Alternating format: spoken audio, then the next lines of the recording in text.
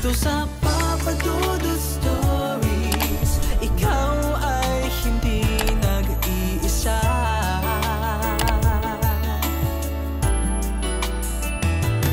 Dito sa Papa Dudut Stories, may nagmamahal sa'yo. Papa Dudut Stories. Papa Dudut Stories. Sa lahat po ng mga nakatutok ngayon, huwag pong kalimutan mag-like, mag-share at mag-subscribe. Maraming salamat po sa inyong lahat.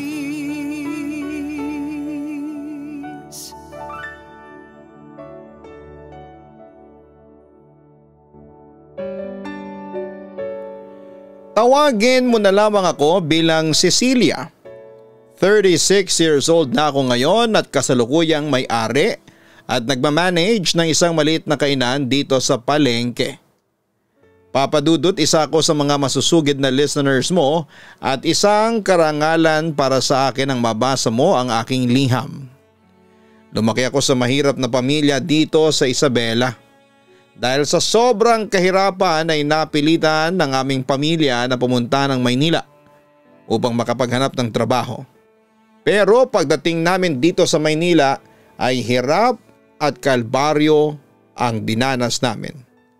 Buti na lamang at may awa ang Diyos at nakakuha ng matinong trabaho ang aking tatay na naging dahilan upang makapagtapos ako ng high school.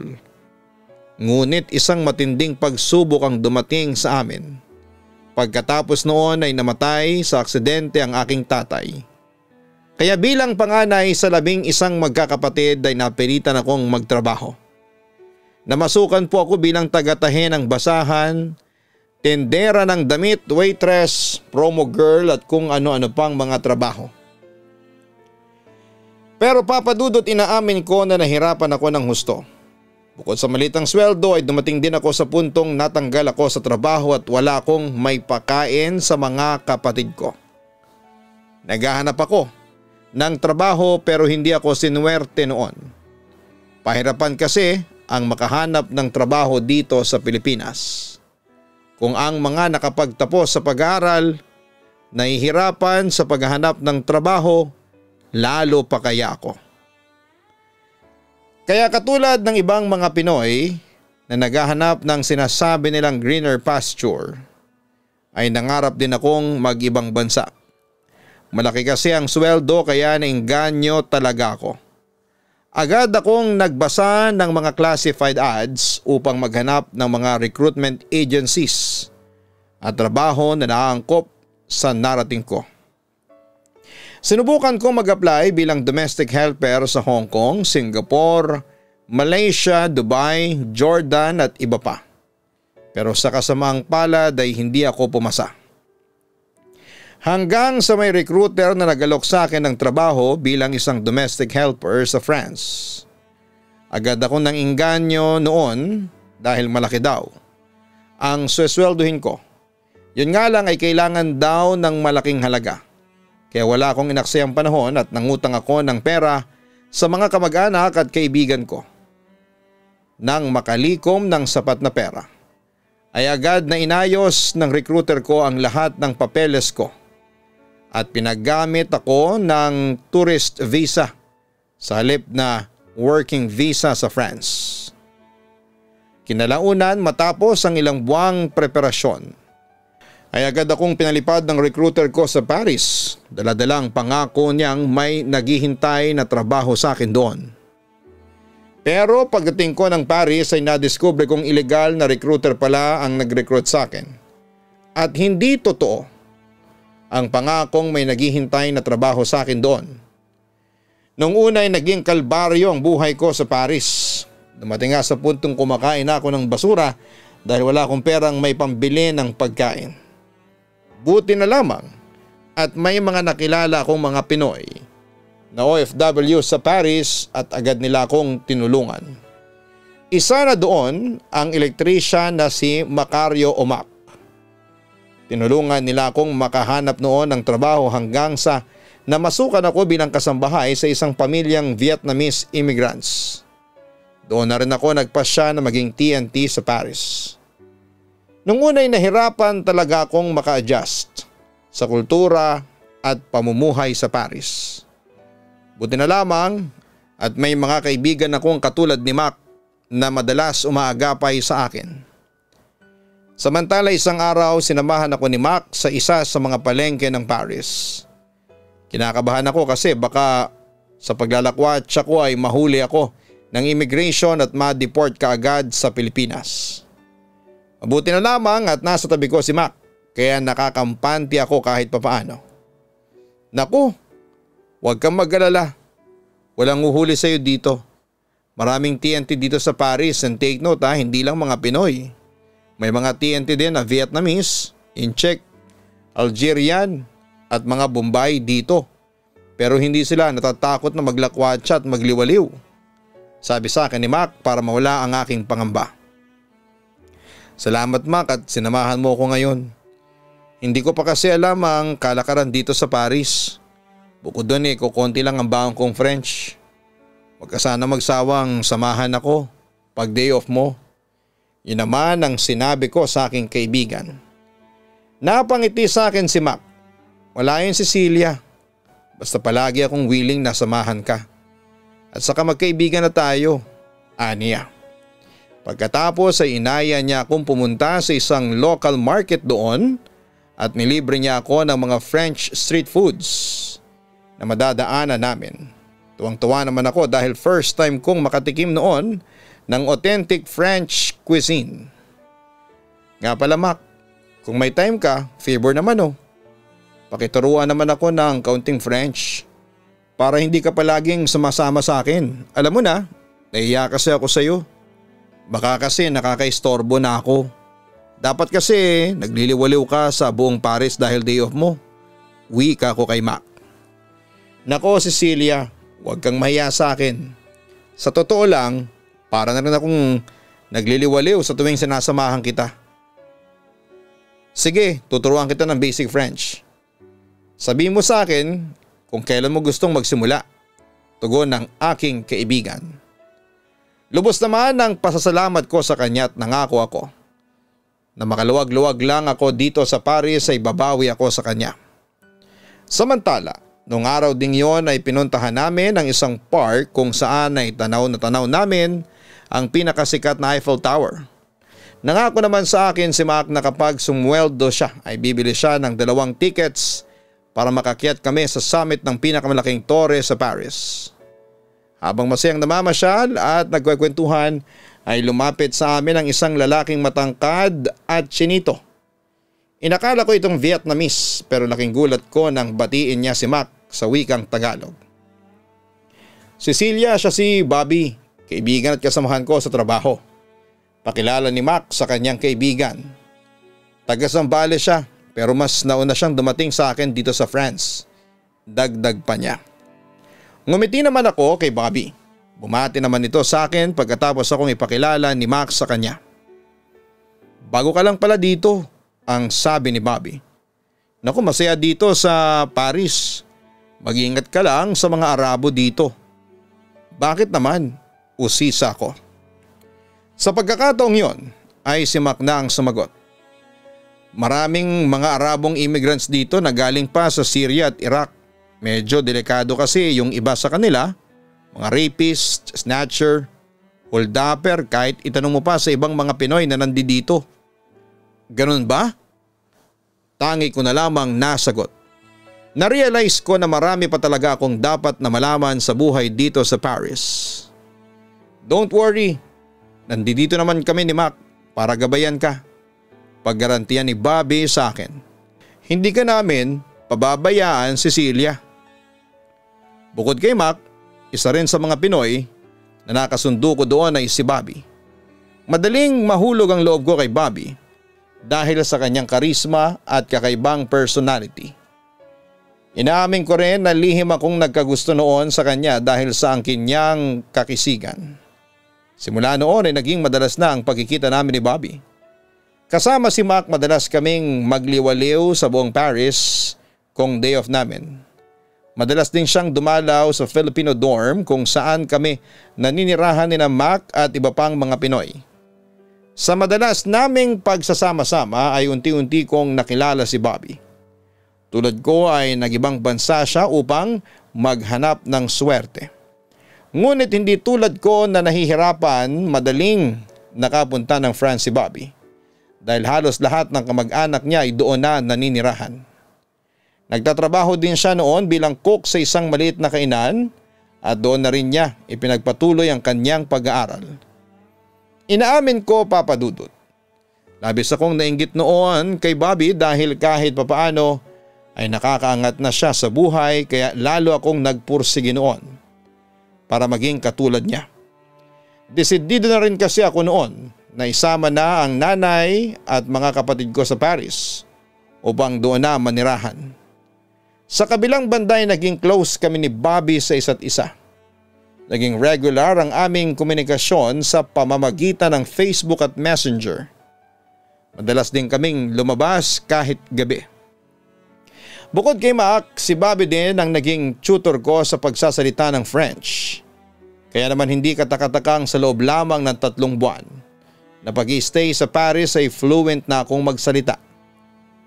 Pero Papa Dudut, dahil sa sobrang kabaitan at concern na ipinakita niya sa akin, ay hindi ko po maiwasang mahulog ang loob ko kay Bobby.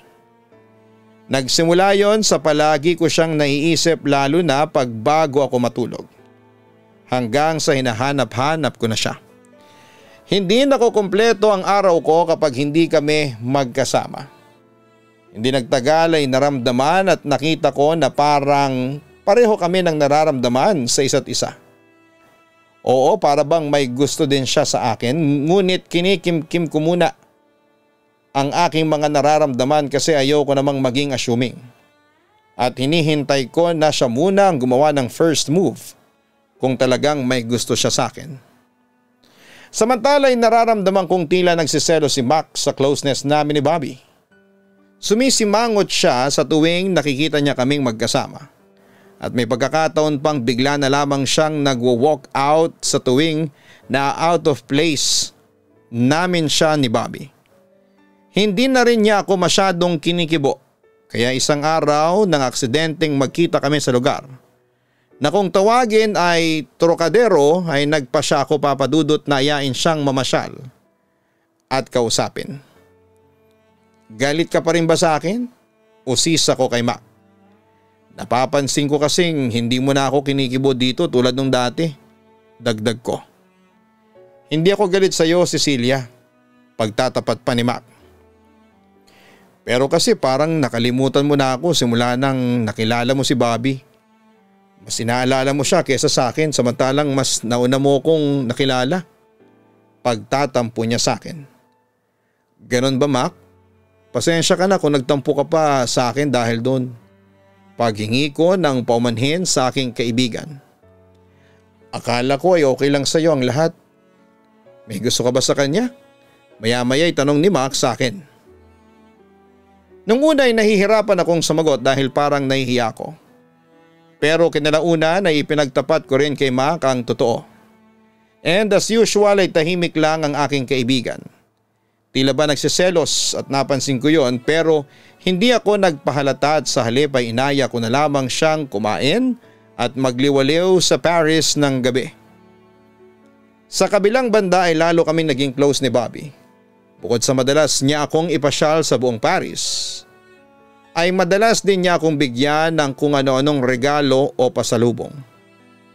Ako naman syempre ay labis na natutuwa sa kanya dahil sa tingin ko ay sobra-sobra nang ibinibigay niya sa aking atensyon at nagpapasalamat ako doon. Tinupad ni Bobby ang mga pangako niya sa akin na ipapasyal niya ako sa mga mahahalaga at kapanapanabik na lugar sa Paris. Lalo na ang pag-akyat sa Eiffel Tower.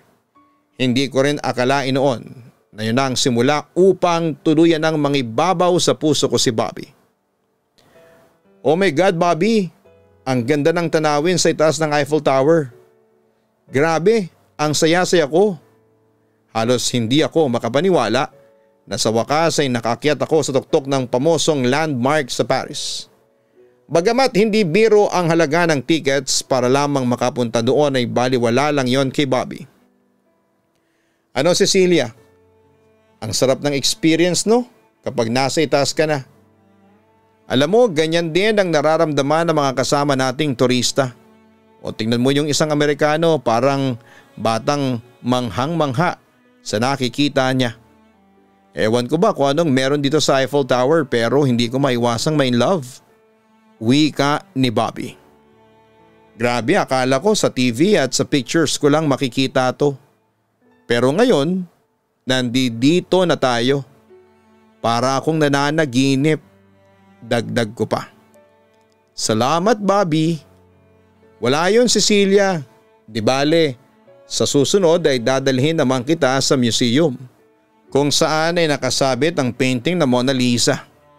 Hindi makukumpleto ang Paris experience mo kapag hindi mo nakita yon ng personal. Sabi naman ni Bobby. Maya-maya'y napasandal ako sa balikat ni Bobby habang pinagmamasdan namin ang magandang tanawin sa labas. Hinawakan naman niya ang aking kaliwang kamay bilang tugon. Papa Dudut, iyon na siguro ang isa sa mga pinakamasayang araw ko sa Paris. Kahit na TNT ako at mahirap ang aking trabaho, ay nakakalimutan ko yon dahil kasama ko ang lalaking lihim kong iniibig. Oo, sa puntong yon ay na-realize ko na sa aking sarili na mahal ko na si Bobby.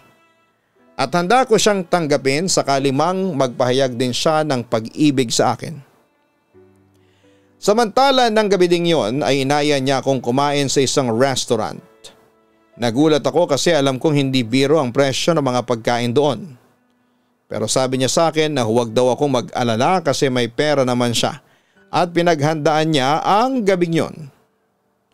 Masasarap naman ang kinain namin doon, authentic French cuisine. Nagkwentuhan din kami habang naroroon at sinasariwa ang masasayang alaala namin sa France na magkasama. Masaya ka bang kasama mo ko ngayon? Tanong niya sa akin. Oo naman, masayang masaya ako. Hindi ko makakalimutan ang araw na ito sa totoo lang. Tugon ko. Maya-maya'y naramdaman kong hinawakan niya ang aking kanang kamay. Ako rin, masayang masaya ako kasi kasama kita Cecilia. Sabi pa niya. Bobby, ang tangi kong nasabi sa kanya.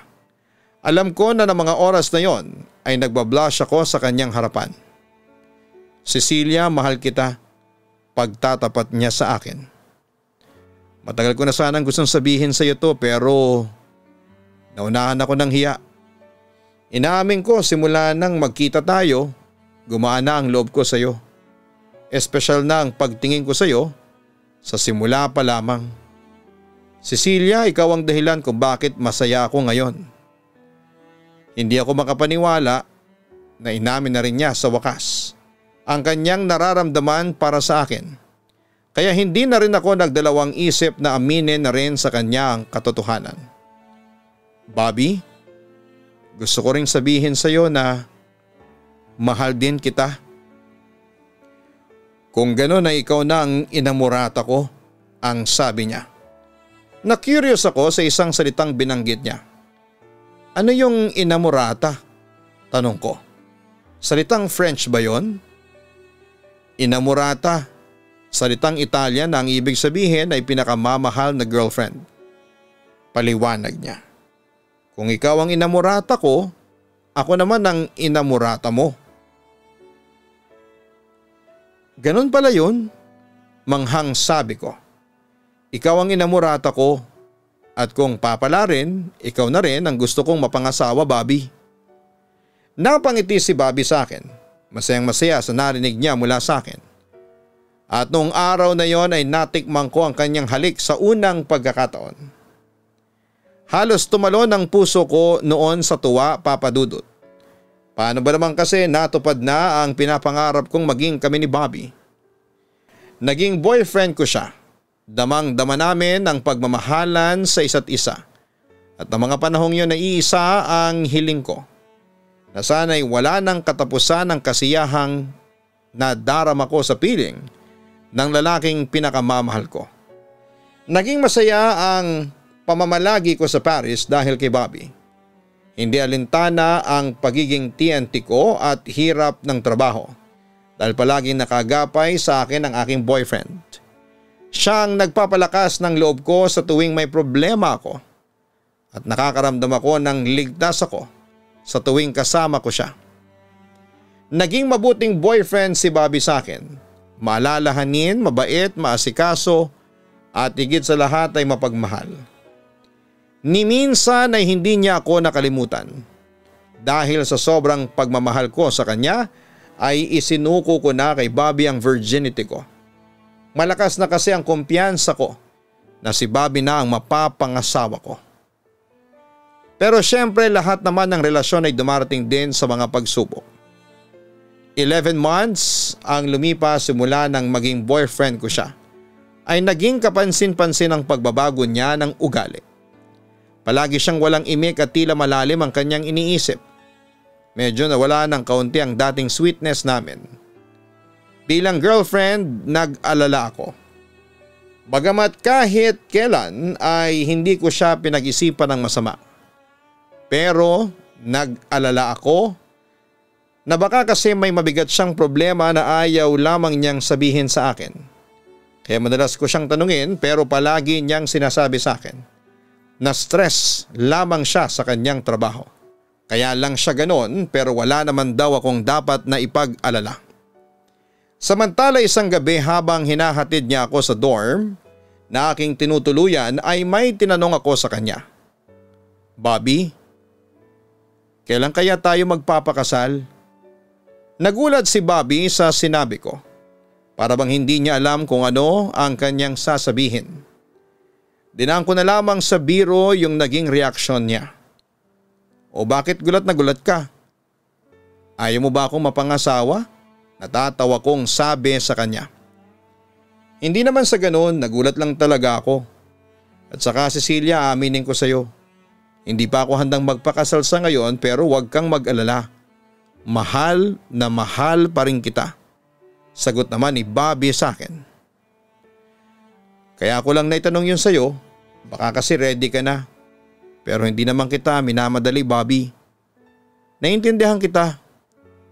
Sa ngayon, magpakasaya muna tayo sa buhay natin.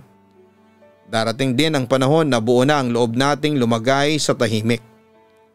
Wika ko na lamang sa kanya. Pero deep inside, nakaramdam ako ng kaunting panghihinayang.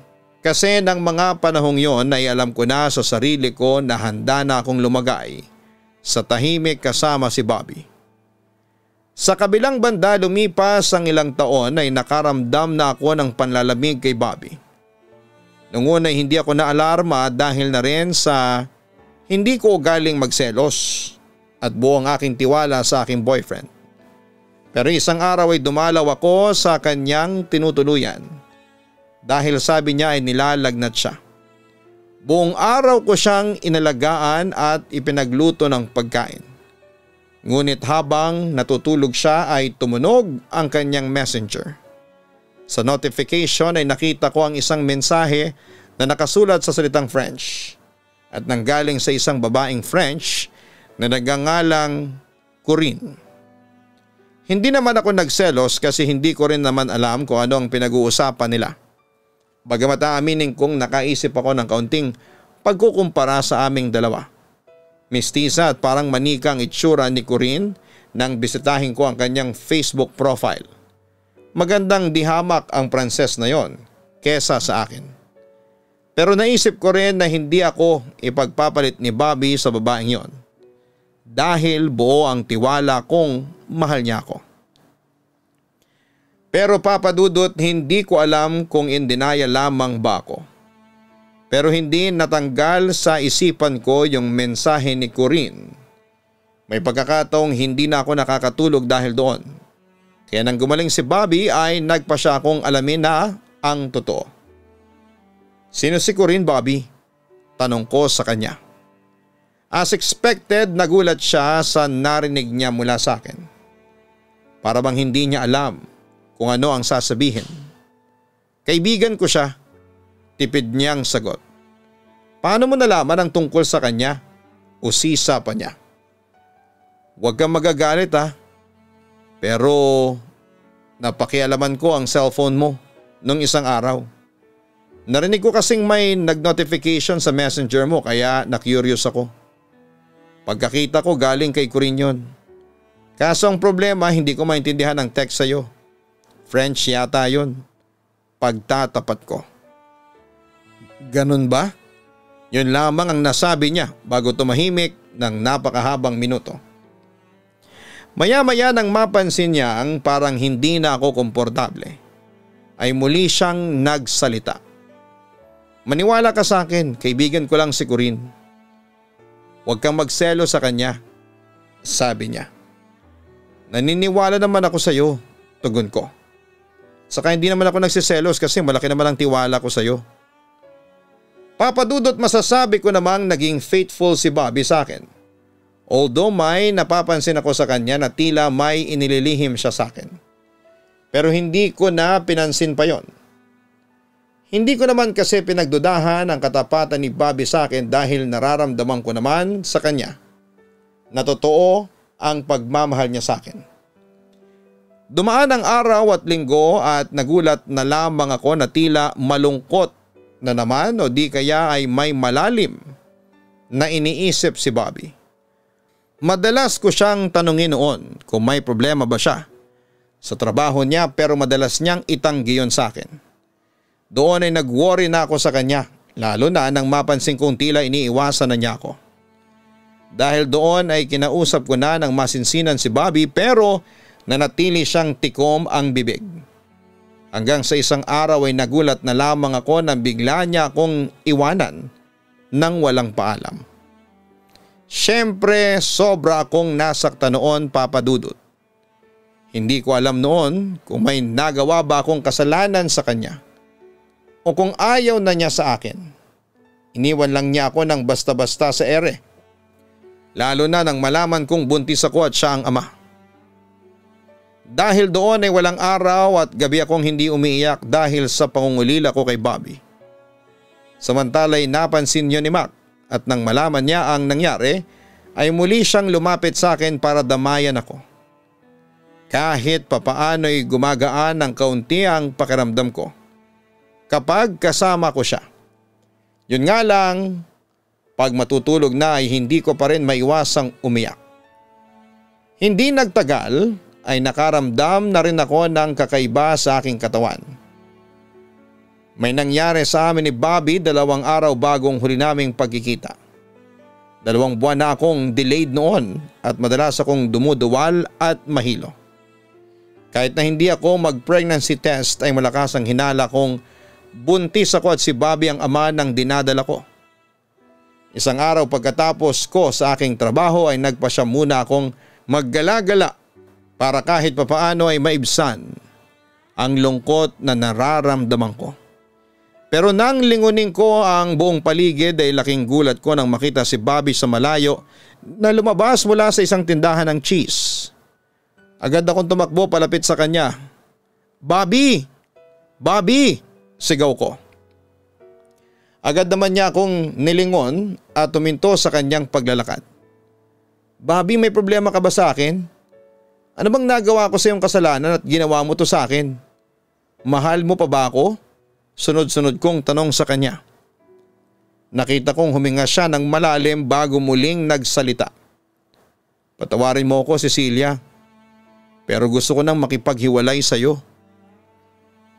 "Pero bakit, Bobby? Pakiusap, sabihin mo sa akin ang katotohanan," ang sabi ko. "May asawa na ako," pag-amin ni Bobby sa akin. Nagulantang ako sa mga narinig ko. "Asawa? Kailan pa?" tanong ko sa kanya. Halos nagagargal na ako sa pagsasalita dahil sa labis na pagkagulat. "Kakakasal lang namin ni Corinne," sagot niya. "Sorry Cecilia, pero kailangan kong gawin to para maging isang ganap na French citizen," pagpapatuloy pa niya. "Pero ang sabi mo sa akin ay mahal mo ko. Nangako ka sa akin. Ikaw ang aking inamorata," mangiyak-ngiyak kong sabi sa kanya.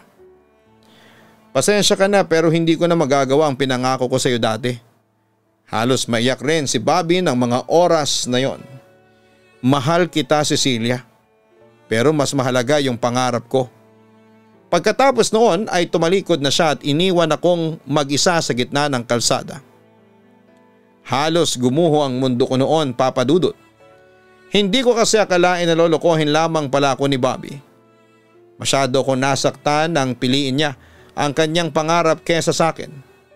Ang buo kong akala noon ay si Bobby na ang lalaking mapapangasawa ko pero nagkamali ako. At ang higit pang masakit at hindi ko matanggap ay sa ganoong paraan lamang niya ako iiwanan. Sinisi ko ang sarili ko noon, bakit ba kasi nagpaninlang ako sa lalaking yon? Ang tanga-tanga ko kasi. Bukod sa pagsisinungaling sa akin ni Bobby, ay inalala ko rin ang aking pagbubuntis. Hindi ko na sinabi kay Bobby na buntis ako dahil kahit nasabihin ko pa sa kanya ay sigurado naman akong hindi na siya babalik sa akin. Masakit man noong una, ay sinikap ko pa rin makapag-move on. Hindi na ako naghabol pa kay Bobby dahil ayaw ko noon na manira ng relasyon. Sinubukan kong kalimutan ang mga masasayang alaala namin pero hindi ko na kinaya. Mahal na mahal ko pa rin kasi siya noon. Ngunit sa awa naman ng Diyos ay hindi ako nag-iisa.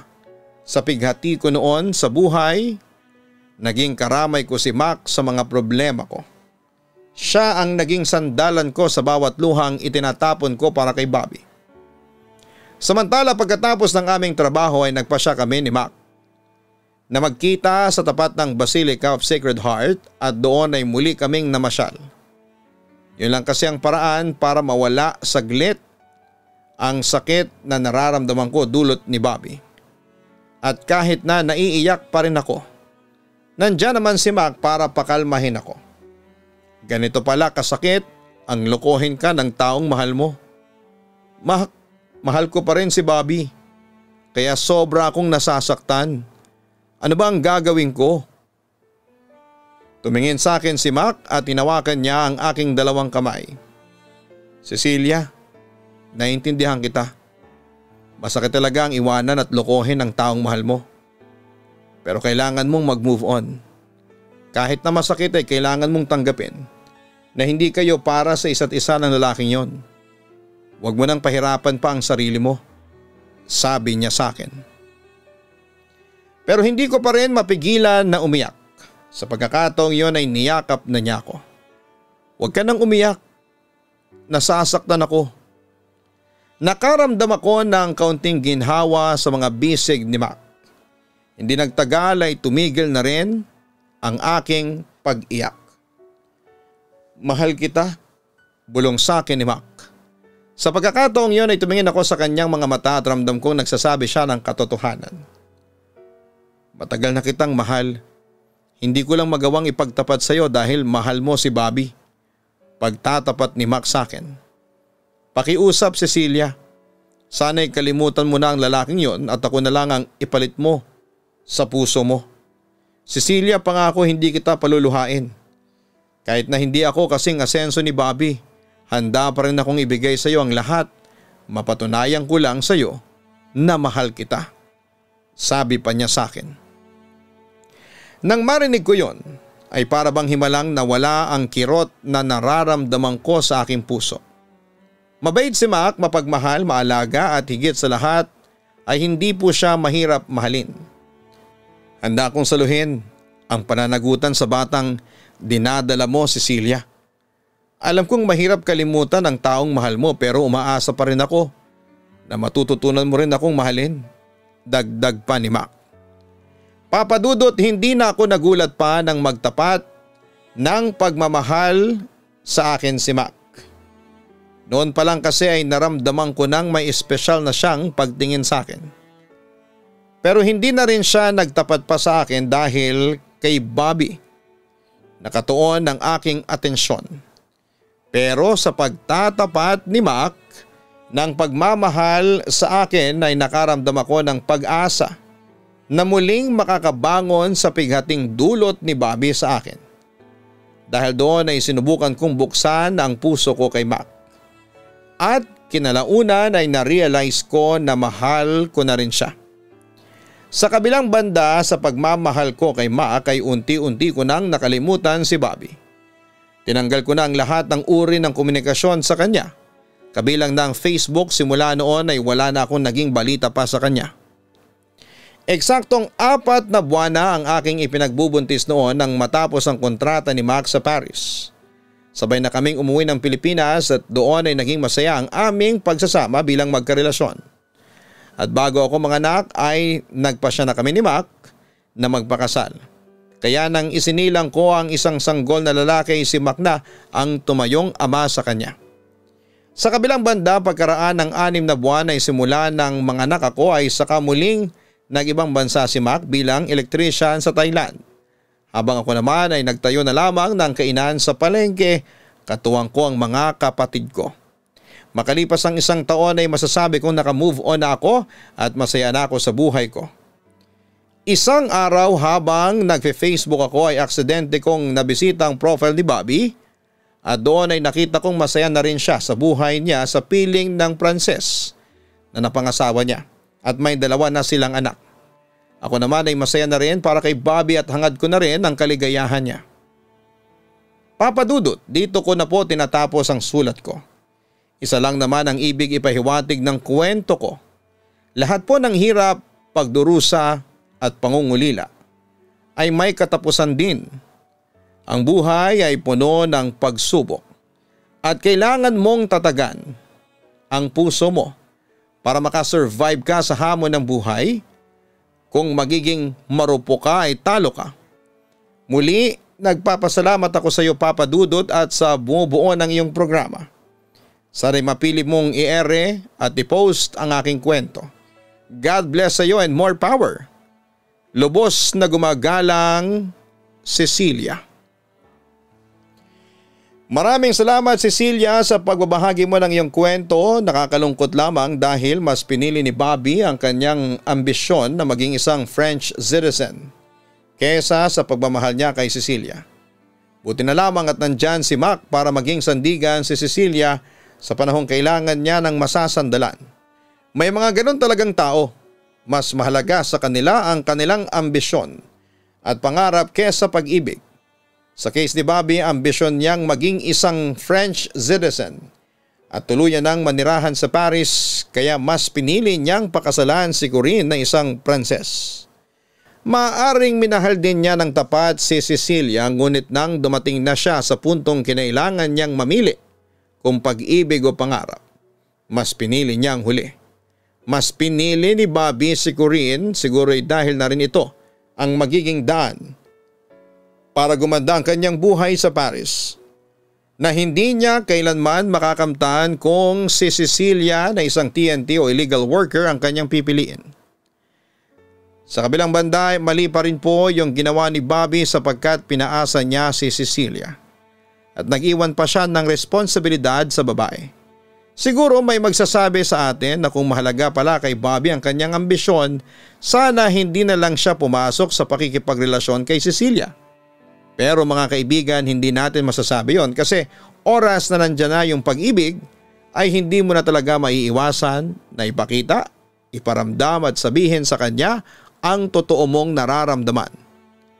Ganon pa man para kay Cecilia at sa sino man na nakakaranas ng kaparehong sitwasyon, manatili pa rin kayong matatag. Oo, alam nating lahat na matagal ang proseso ng pag-move on. Pero huwag tayong matakot na simulan yon. Dahil darating din ang panahon na matututo tayong tanggapin ang katotohanan at magsisilbing aral na lamang sa iyo ang mga alaalang naiwan niya. Para naman kay Cecilia, masaya kami na sa wakas ay naka-move on ka na rin sa iyong pinagdaanan at ngayon ay masaya ka na kapiling ang asawa mong si Mac. More blessings to come. Hanapin po ang Kaistorya YouTube channel at mag-subscribe para po sa mga horror stories. Likewise, ang Gianna Vlogs po ang aming weekly family vlogs. Sana po isuportahan niyo po kami ng aking mga kambal at ng aking pamilya sa aming vlog na yan.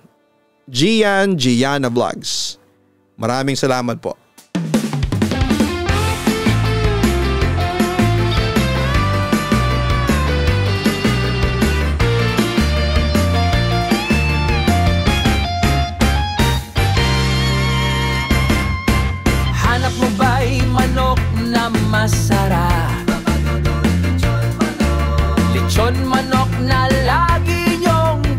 balikan. Let's go na magpatumpik-tumpik pa. Siguradong enjoy lahat sa hapagkainan. Papa Dudut, lechon manok, iba ang lasa, iba ang sarap. Hello mga ka-online, ako po ang inyong si Papa Dudut. Huwag kalimutan na mag-like, mag-share at mag-subscribe. Pindutin ang notification bell para mas maraming video ang mapanood ninyo. Maraming salamat po sa inyong walang sawang pagtitiwala.